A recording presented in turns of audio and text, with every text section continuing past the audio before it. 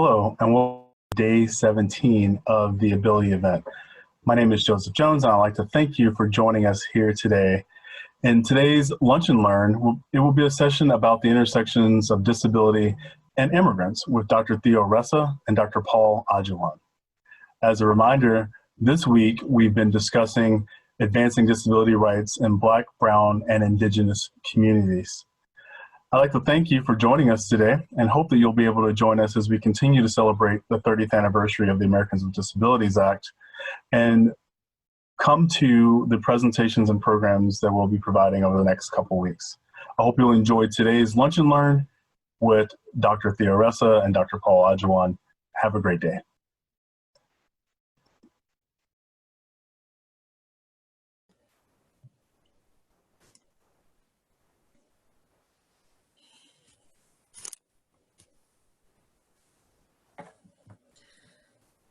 Good afternoon, everyone, and welcome to Embracing the Difference Globally, the Ability event. My name is Gracie Saloka. I am a Black female from Nigeria, West Africa. Today I'm wearing an colorful African jacket over a Black camisole. I am also a student of the Rehabilitation and Addiction Counseling, St. Cloud State University.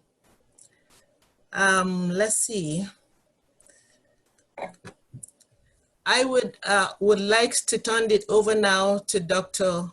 Theo Ressa and Dr. Paul to personally introduce themselves before we continue with the session. Thank you. I guess now that you started with my name, I will start by myself, introducing myself. Hello, everyone. Hello. I'm Dr. Theodore Ressa. I'm a professor of inclusive education here at Wayne State University in Detroit, Michigan. I originally come from Kenya. I am a male, Black, African, wheelchair user, right now putting on a black coat, a white checked shirt. I have my goggles, my spectacles. I don't know, sometimes I use American English and sometimes I use British English. So if you don't get it correctly, please interject so that I can clarify whatever I'm explaining. I have a bald hair right now. I always shave my bald hair during summertime because it's good during summertime, but it's always very brutal for me during winter time when I shave my hair. So that's all for now. In case you have more questions, you can ask me. I go by the pronouns he and him. Okay, thank you so much. Can we go over to Dr. Paul Ajuwon?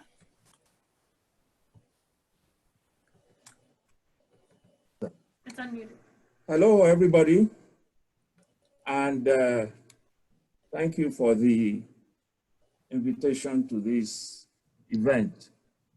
My name is Paul Ajuwon, and I hail from Nigeria, the giant of Africa, and I currently work at Missouri State University in Springfield, Southwest part of Missouri. I've been here since 2005, and hopefully I will be able to share more about my work experiences during this webinar. I will tell folks up front that I'm totally blind. I've been blind since about age 9 through 10 years of age. And so it's been a remarkable adjustment for me, going from being sighted as a child to attending a residential school for blind children in Nigeria and regular secondary school, and then coming to the US for my university education, and also to Canada where I got my doctorate in special education and rehabilitation. My grad student tells me I'm wearing a black jacket, no, a brown jacket with a white shirt. So I hope that gives you sufficient information about me, and I look forward to the rest of this webinar. Thank you.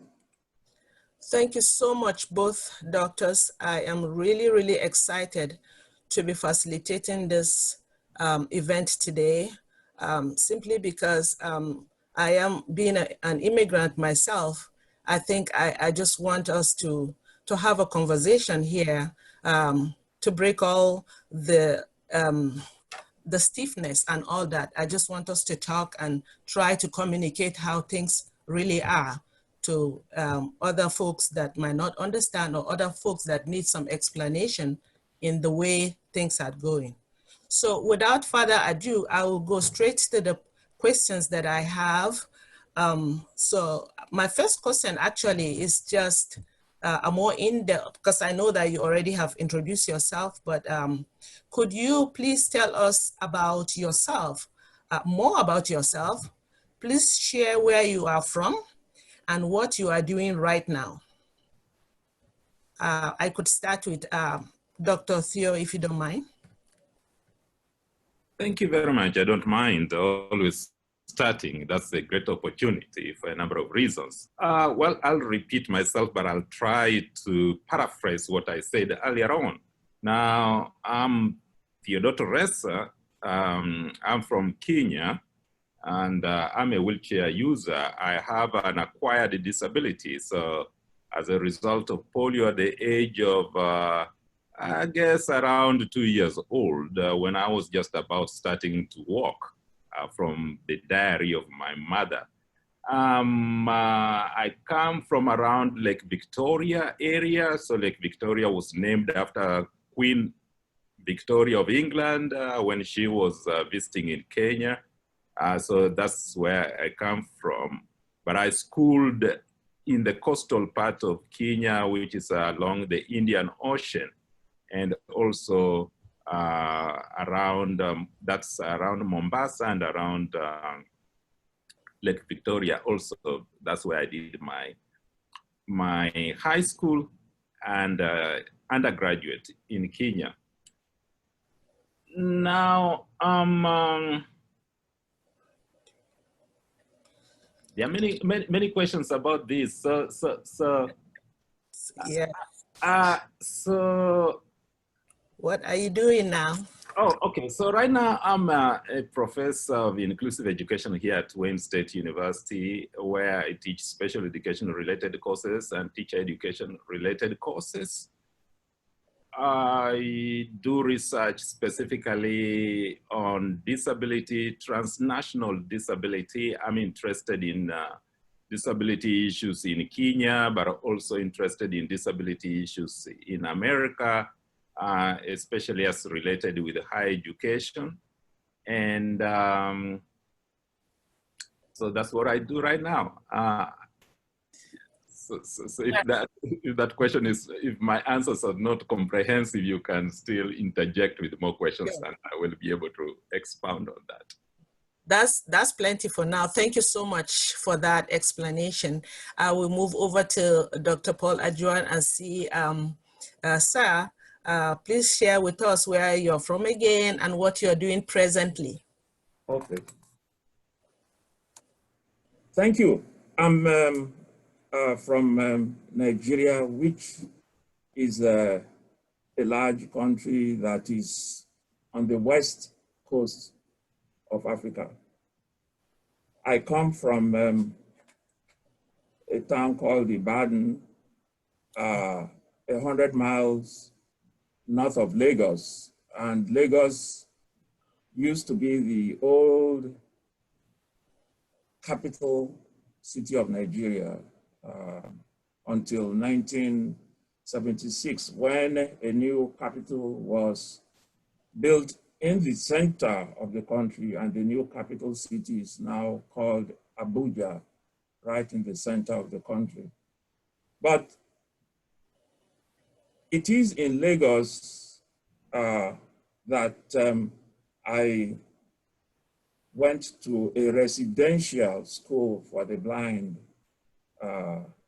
which meant, of course, that I was shipped, literally, shipped off to Lagos, because it was residential, and the school was the best in the country at that time for blind children.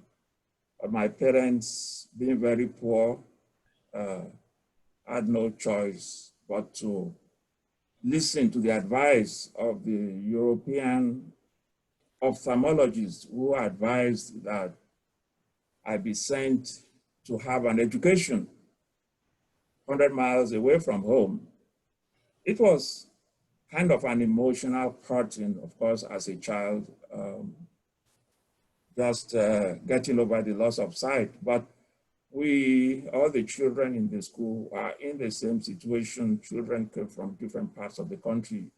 And the interesting thing was that school was under the administration of Irish nuns, even though the school was built by the government of Nigeria. But the Irish nuns were brought in to administer the school because they had the knowledge and the expertise. And so we stayed in the school, and we went home just at the end of the year, of the academic year. So we were all boarded in the school, learning the various special courses and so on and so forth. And then when I finished at that residential school, I was one of the first two to be mainstreamed or included in a regular grammar school for boys in the same city of Lagos. And lo and behold, the school, the regular secondary school I attended, coincidentally was run by Irish priests. So I went from Irish nuns in the residential school for the blind children to a grammar school that was administered by Irish priests. So you can see I have lots of stories I can tell about Irish missionaries in my school years. When I completed my secondary school, my mind was made up to acquire university training as a teacher. And luckily enough, I was among the first recipients of the Nigerian scholarship to study special education at Vanderbilt University in Nashville. And upon my studies there, I went back home briefly to work, and then I got a Rotary Foundation scholarship to do my PhD in the University of Calgary in Canada. After my PhD, I decided I would move to the United States, where I got a job in Cleveland, Ohio, as a teacher consultant. Worked there for some years, and then moved to Idaho School, where I was director of the School for the Blind in Idaho. And after 2 long years in Idaho, I decided to relocate to my current job now in Missouri, where I have risen through the ranks to become professor of special education teacher training program, the only program that prepares teachers of the visually impaired in Missouri.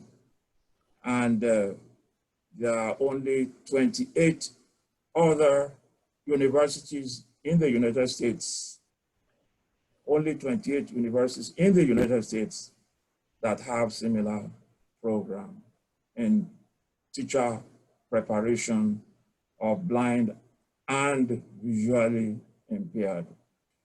So that's about me in a nutshell, my career progression to the point where I am today.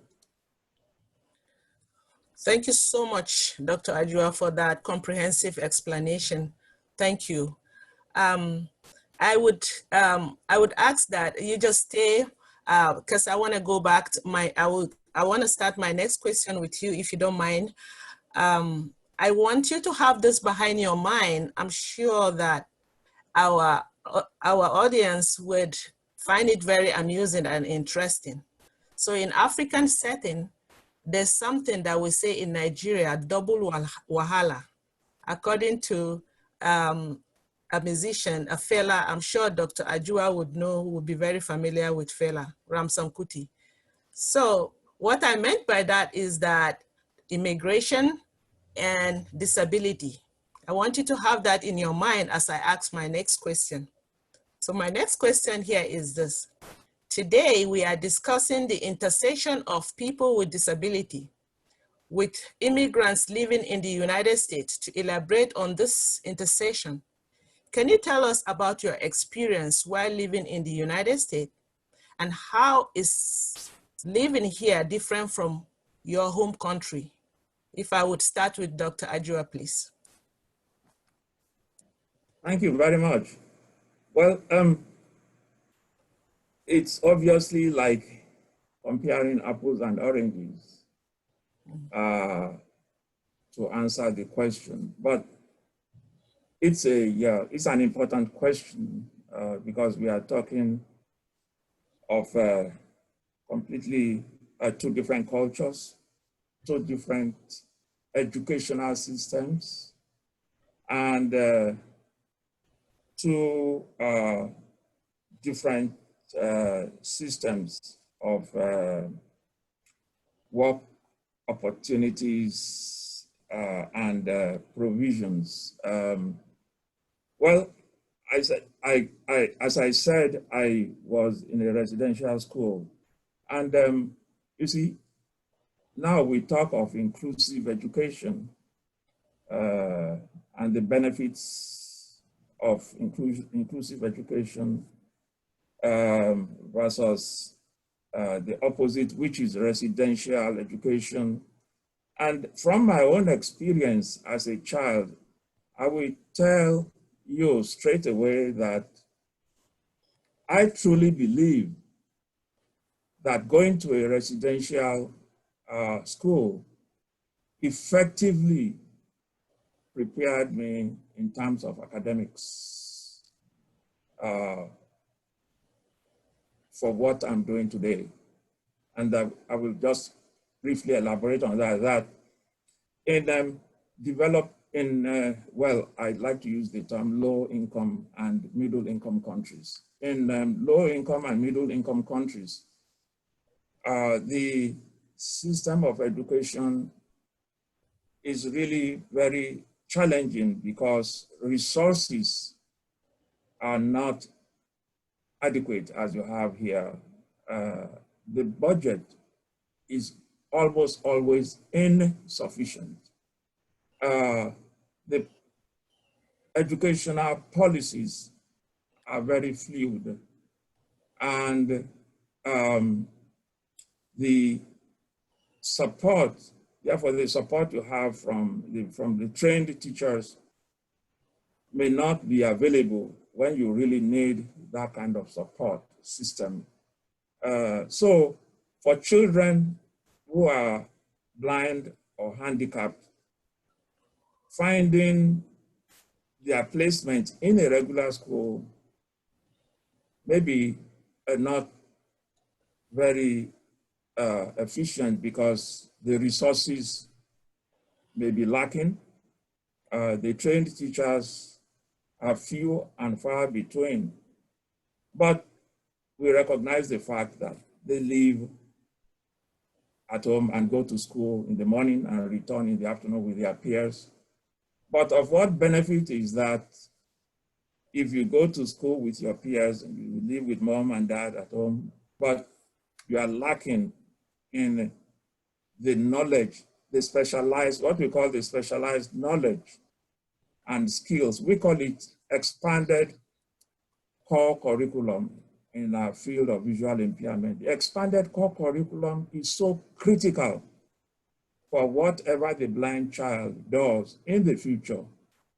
So I was privileged to have been taught effectively in the school for the blind where we lived, and we had concentration of expertise and resources, which our friends who went to mainstream or inclusive schools lacked. And there were situations when some of them even left the inclusive schools to come to the residential schools. So the result is that today we are still grappling with that philosophy in low and middle income countries. But when I came to Vanderbilt University to study, I saw that resources were readily available because they had built on legislative provision from 504 legislation and other educational provisions that were there. So I saw that books were available in audio format, not always readily in Braille, but adapted to audio format method of reading. I was able to learn some computing that was very helpful to me and is still very helpful today, being able to be computer literate using speech screen reader. And then of course, I think the fact that the environment was modified to some extent to allow me to navigate with my cane. I'm a cane user. As I said, I'm totally blind. When I arrived on Vanderbilt campus, I had orientation to the environment, which was very helpful. Unfortunately, most of folks I interact with in Africa who have disability, who are blind, don't have that privilege of being oriented. And the environment is not as well structured. You know, you don't have structured sidewalks and so on and so forth. So, but the environment was suitable for me. As soon as I got oriented to the campus and to the city, I was able to navigate on my own with information that I acquired on the bus route or on the train, going to places, locating the various buildings, and so on and so forth.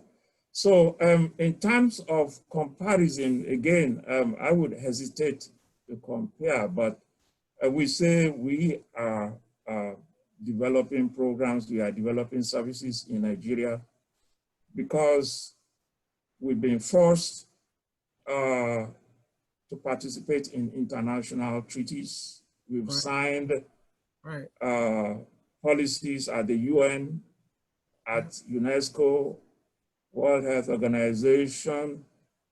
Unfortunately, our representatives, our bureaucrats go to these meetings, sign off treaties. They come home and do virtually nothing to implement what those treaties purport to offer. So this is the dilemma we are facing in Nigeria and other African countries, not following up to make sure that resources people with disabilities need are budgeted for, are monitored, and are made available in a timely manner, just as the ADA and IDEA provide for in this country. So those are the basic things I would like to talk about in terms of comparing resources between USA and Nigeria. Thank you. Thank you so much, Dr. Ajuwon. That is so wonderfully put. I like the phrase that you use, is just like oranges and apple.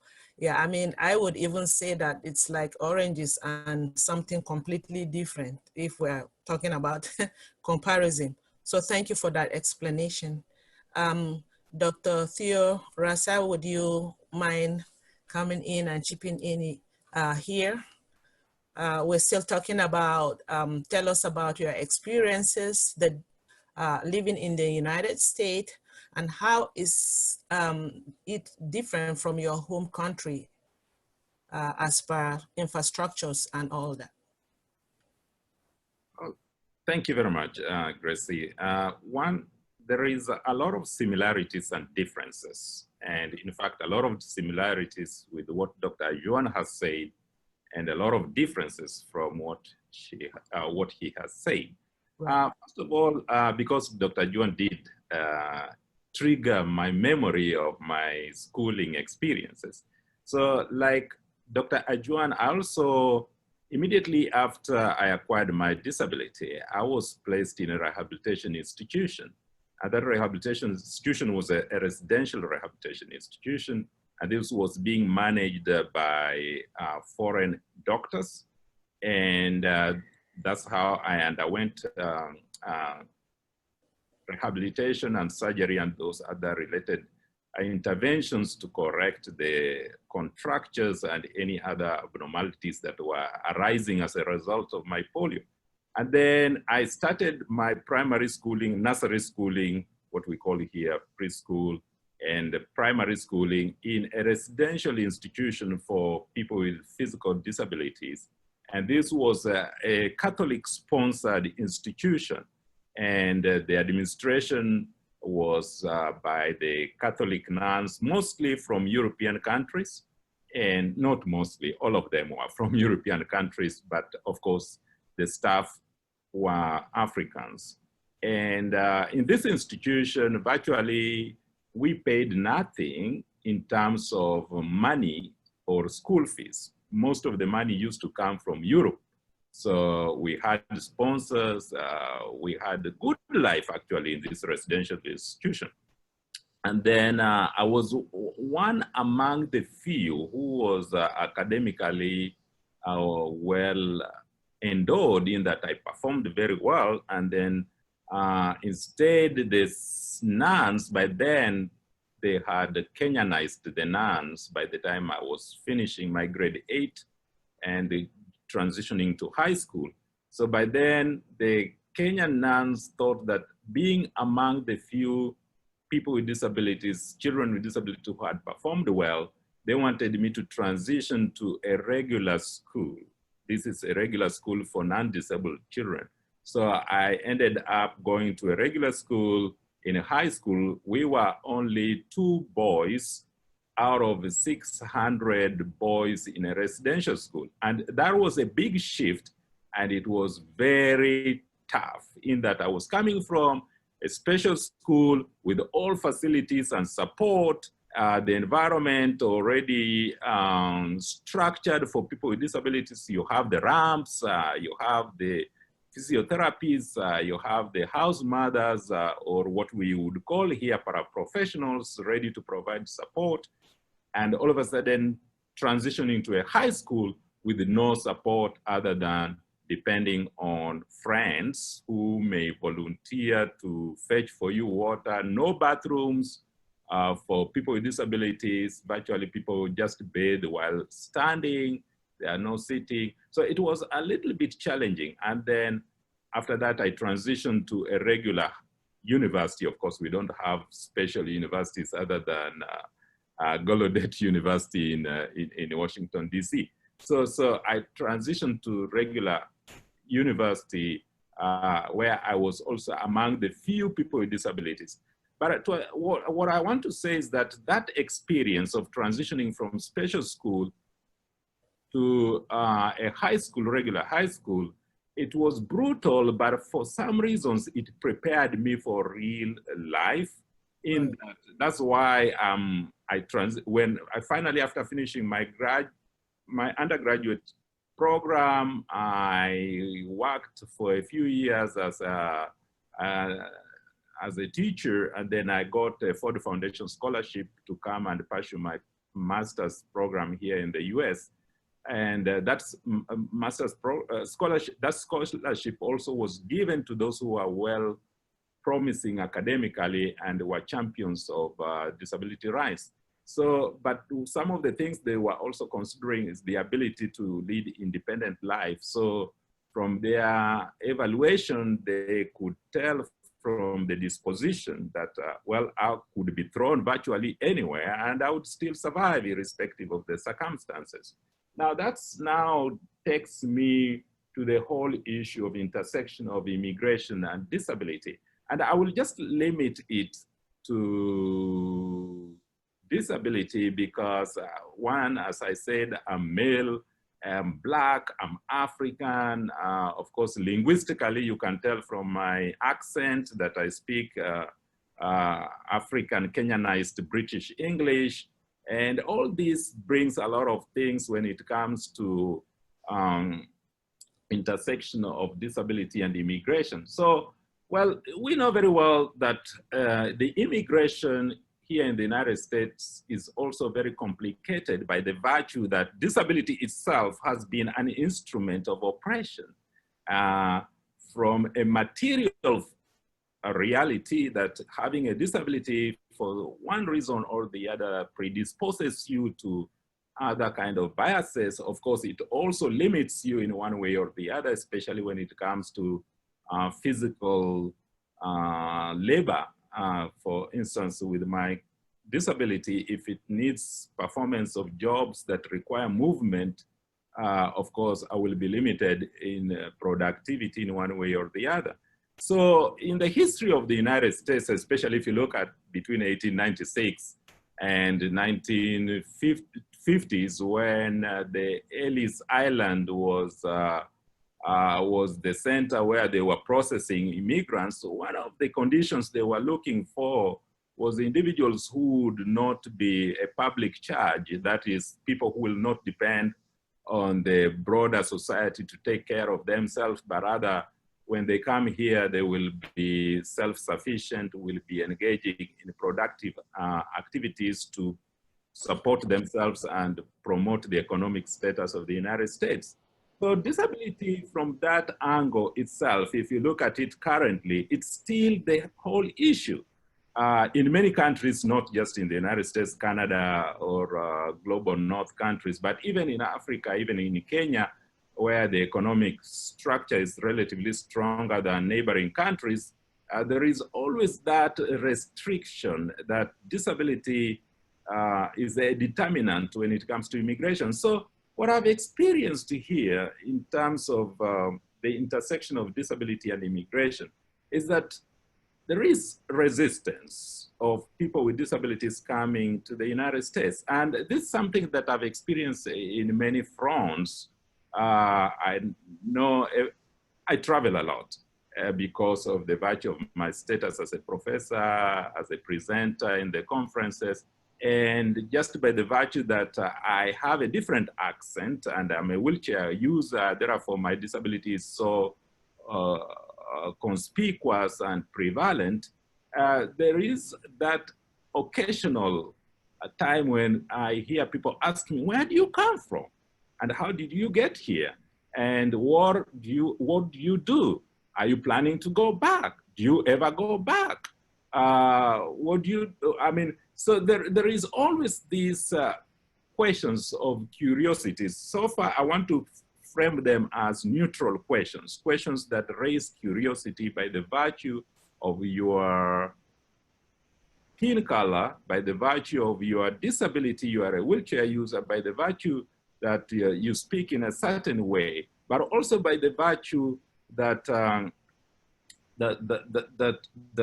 that you are a good immigrant when you identify yourself that you are educated, but also a bad immigrant because your disability is itself, and I want to talk about this in many layers. There are many layers in terms of being Black. I'm an African, but at the same time, legally, or from a legalistic point of view, I'm an African American. So to a white person, I'm Black. To an African American, no, I'm an African. To myself also, I'm still an African. And even to, so there are many layers of race here in terms of disability and race. And I just want to talk about some intersectionality that are always problematic. Now, to a white person, I'm an African, and generally to a white person, a non-disabled white person, I'm an African, and therefore, to a certain degree, I'm both a good person and a bad person in that I'm coming in as an African to a white dominant space. Now, to an African American, a non-disabled African American, I'm a good person by the virtue if they learn that I'm educated. But I'm also a bad person in that all of a sudden, how did I come from, I'm using these terms intentionally, third world country, successfully made it in third world country, and I'm now relatively successful in a developed country. And to a disabled African American, I'm also both an ally and an enemy. In the context, most of these things, I'm analyzing them from my perspective. So the audience here, these are open topics for debate. So I'm a good person and a bad person in the context that I'm both a role model, that of course, if you have a disability and you're coming from a third world country, then you have succeeded, then probably I can also succeed in this country.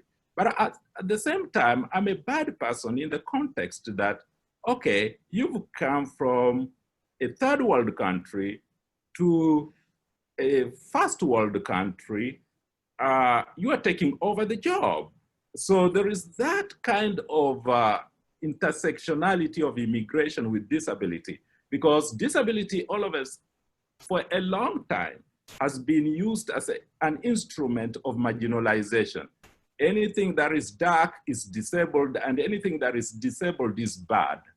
So all of a sudden here, I'm coming into these spaces. One, I'm both embodying the good and the bad, in that I'm an invader, but at the same time, I'm good in that I'm participating in the production of knowledge. So that's where disability comes in. I mean, it's so complicated, but I will just summarize it that way. But if people have questions for me, I can elaborate on some of these things because they are very much overlapping. That is very true, Dr. Theo Ressa. What you said is right in the alley of my next question. And I think you have gone, so I will just let you conclude with that point because you're already in that frame of mind. My next question really would be in relation to your life today. What sort of challenge have you faced in the workplace, school, environment, or in your personal life? Have you found that you have more or less resources than non-immigrants in terms of accommodation in this setting? Yes, that's very interesting. Well, I just want to go back slightly and say, for instance, what Dr. Ajuwon said about Africa and disability resources. Now, for instance, when I compare Kenya and United States in terms of disability policies, I would say right now, Kenya is very ahead when it comes to disability policies because they have a Persons with Disabilities Act, which of course was framed based on American Disabilities Act. So it was just a matter of changing everything. So they have that intact. And above all, they also embraced the Convention of the Rights of Persons with Disabilities Treaty, the UN one. So you can see all these have been embraced. And if you look at the structures of employment, not employment, the structures of disability programs, most of them, especially at the national level, are managed by people with disabilities themselves, mostly those with physical disabilities. Now, when it comes to implementation of the programs, now that's where it becomes problematic. That's in Kenya. So the policies have been embraced highly, but the implementation is so poor for many reasons. One, because of limited resources, but also mismanagement of those resources, the ones that are available there. Now, when it comes to the United States, there is, the laws are in place and the resources are there, but it depends on now the knowledge of the availability of those resources and how to get those resources. So if you know where those resources are, you are more likely to get the support that you need. Now, at my workplace and as a student, it worked well for me because I came in very much aggressive as a student. All of a sudden I was, it's from, I want to use the metaphor of the biology, that if you place any cell in a low concentrated solution, it will simply shift or it will simply absorb those solutions. If you take an African disabled person from Africa with those limited resources, and all of a sudden you place them in a country that has structures for disability, they will simply see the opportunities and they will grab those opportunities with open hand and use those opportunities to uplift themselves very fast. So that's what happens with me. And that's what will happen with most disabled if you bring them here. And that's where now I was talking back to the whole issue of intersectionality of race and disability, that restriction that is happening. So for me, because I've come here, coming from, let's say, an example, for instance, in Kenya, we don't have the busing of students. That's why residential schools for people with disabilities is critical. In the United States, we have the busing, school busing. You can be taken from home to school. So when I was in the university provided the paratransit services. So that was not a big deal. So for me, life was so easy.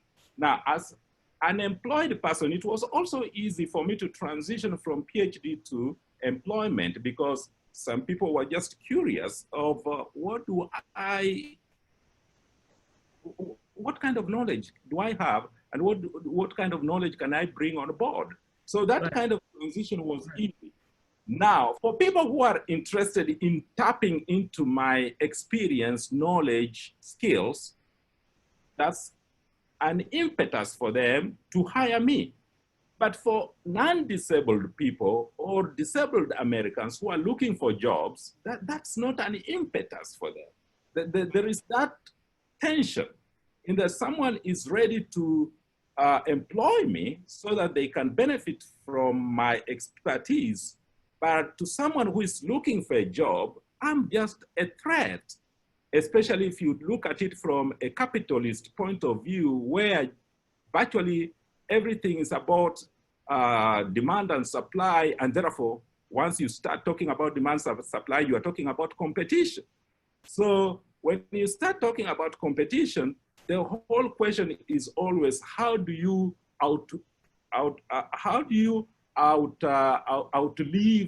do you win over your competitor? So that's kind of the experiences I've had here. There is a lot of opportunities, but there is also a tension that arises by the virtue, especially right now with the COVID 19, I'm employed, someone else is not employed. So Right. all of a sudden, disability has always been a marker of disgrace, a marker of stigma. So you are a stigmatized group, yet you are still succeeding when I'm not a stigmatized group, yet I'm failing. Okay. Wow, that is so rich. Thank you so much, Dr. Theo. That is really, really very eye-opening, and I'm sure that so many of our viewers are really enjoying this conversation.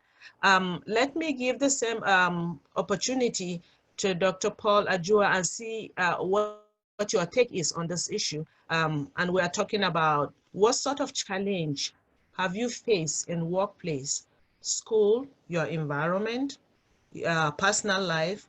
Have you found that you have more or less resources than non-immigrants in terms of accommodation in this setting? Over to you, Dr. Ajuwon. Yes, thank you. As I indicated earlier, I've worked in 3 major settings in the United States. First, I was a teacher consultant for some years in Cleveland City Schools, and I performed various tasks there district-wide. When I moved from Calgary in Canada to begin that job in Cleveland, of course, coming back to the US was not a strange thing to me because I had attended Vanderbilt as an undergraduate student. But active employment was, for the first time, being hired by the school district. The first experience that stuck with me was as a blind person coming to work in the district. I never really had a positive experience in the building where I was housed because the supervisor there, for some reason, she seemed to have been possessed by the devil, so to speak. She was very negative to me. She was, she really became very hostile from day one. And I couldn't understand what her problem was. Incidentally, she was a Black American female. And she told me a story that her mother had visited Nigeria, which has nothing to do with me. And something happened. And at that time, the military dictatorship was ruling Nigeria. And her mother never had a positive experience. I don't know the exact situation her mother got involved with the team that traveled with her. But that was something she said that gave me some inkling of how she was reacting. But, you know, I knew that for me to succeed in that environment, I needed to take the bull by the horn. So after observing her actions and reflecting deeply on where things were going, I, of course, documented my experiences. So I went to the headquarters one day and met with the head of personnel and had one-on-one discussion. He was really perplexed, but he decided he would step in, and truly he did. And to cut a long story short, after his meeting with this building supervisor, I guess I was quote and unquote left alone. So that was a real horrible experience for me in Cleveland schools of Ohio. I rose through the ranks, and one day I said to myself, you know, I've had enough of children, dealing with children and teachers in Cleveland public schools. And I wanted a new experience. So I told my close friends, I said, look, I saw an ad for the director, principal of the Idaho School for the Deaf, Idaho School for the Blind. And both schools, both deaf and blind, are actually combined, which is the model you see in some other states where you have one superintendent overseeing the deaf and blind school, but you have two principals, one for the deaf and one for the blind. Yeah. And I saw that ad for the principal of the blind school. That fascinated me, and I said, I like challenges. I told them, a couple of my friends, I said, I'm going. They said, where are you going? I said, I'm going to Idaho. They said, are you crazy? I said, no. So I went for the interview with other qualified candidates. I was the only blind candidate amongst the 5 or 6 that were interviewed. And to God be the glory, I was selected. I truly believe that my qualifications and my experience eminently qualified me for that position.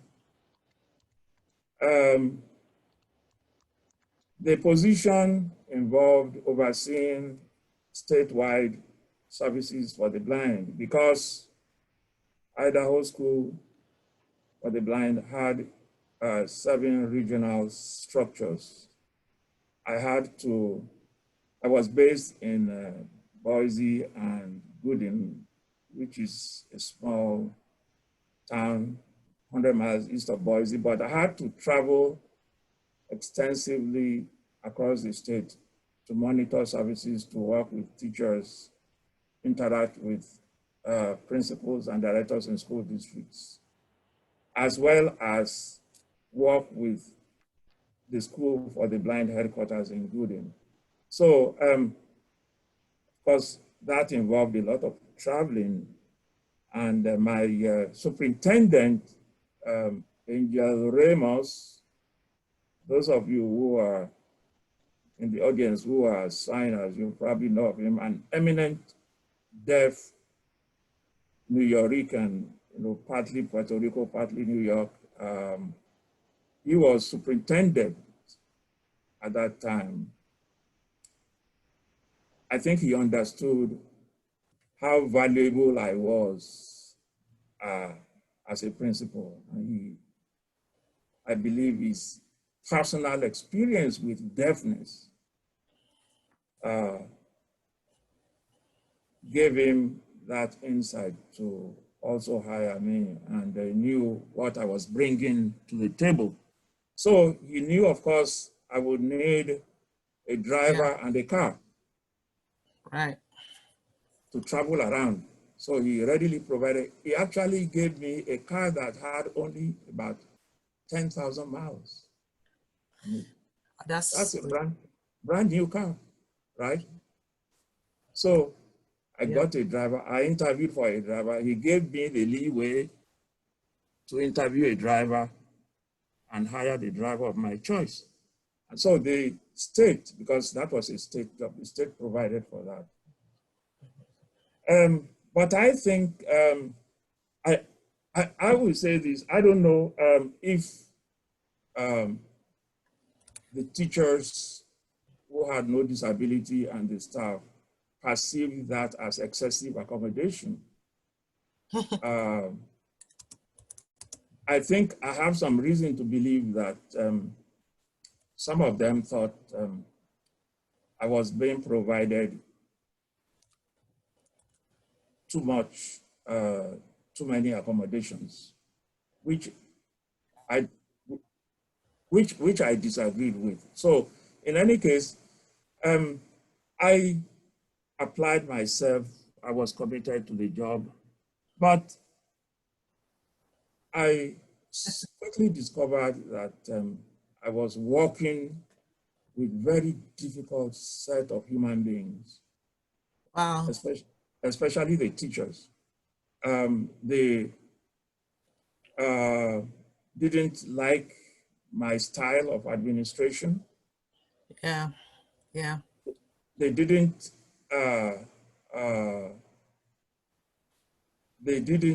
cooperate with ideas I implemented.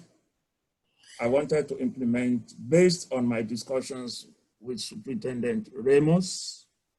One particular idea which they resented, and I will tell you this, one particular idea which the staff in the residential headquarters of the school resented was an idea that had been discussed years before I got there, and that was there had been move to relocate the school from no man's land in Gooding, Gooding, which is 100 miles east of Boise.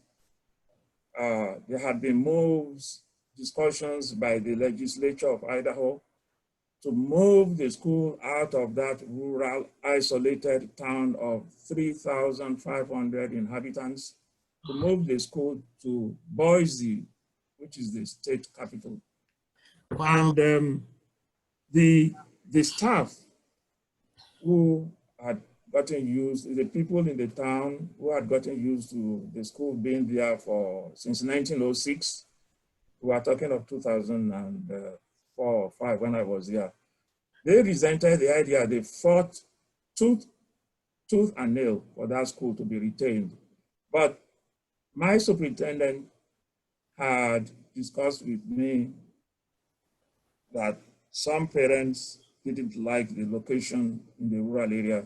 And some legislators also believed that they were spending too much money on the school, given the rural nature and the fact that students had to be bused to Boise before some of them could fly home every weekend and fly back, because that was the provision made for the children that they should go home every weekend and come back. In any case, I incurred the wrath of the teachers and the staff because of my desire to work toward relocating that school to Boise, the state capital. Wow, Dr. Ajuwon, that is really a rich explanation. And I wish I have, more time so that we can continue to hit this over and over again. But I totally can relate with all that is going on, that had gone on, and all the challenges and the details that you just explained. I just really want to thank both of you. We do have questions from the audience that they have asked, but unfortunately, due to time, I cannot ask that. I probably will send it to you people so that you can privately answer them still. But it was such an honor and privilege to have both of you on this discussion topic, and you both have done a wonderful job and done justice to this topic that we are talking about, the intersection between disability and immigration. It's a very, very, a lot. It's not even easy to compress it in 1 hour. So you've done the best you can, and I just want to say thank you for your time. Thank you. Unfortunately. Yeah, thank you very much. Mm-hmm. Yes, sir. Thank you. Thank you, both of you. Thank you so much. And be safe, everybody. Yes, thank you very much once again. and have a wonderful day. You too, thanks. Bye-bye.